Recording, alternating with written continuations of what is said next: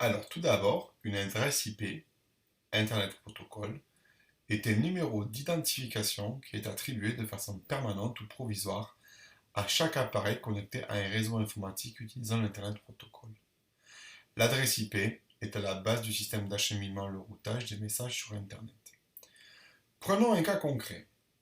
Imaginons une habitation située dans un endroit de la France et une autre habitation située dans un autre endroit de la France.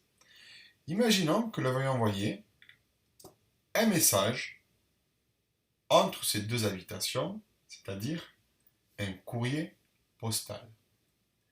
Si je n'ai pas d'adresse, il m'est impossible de pouvoir acheminer ce courrier en partant d'une adresse postale source vers une adresse postale destination.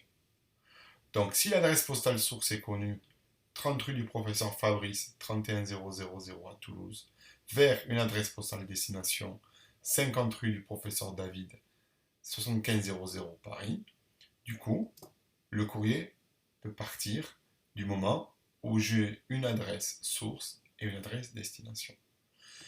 Concernant deux postes qui sont sur Internet, ce sera exactement la même chose. Si je prends un poste qui est situé dans un endroit du monde qui veut communiquer avec un autre poste qui est situé dans un autre endroit du monde, il me faut obligatoirement avoir une adresse IP source et une adresse IP destination. De là, je peux communiquer entre les deux machines. Intéressons-nous maintenant au format de cette adresse IP.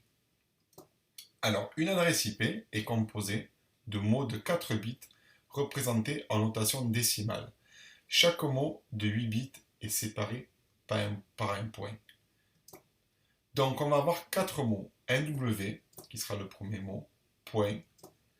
Un X, qui sera le deuxième mot, point. Un Y, qui sera le troisième mot, point.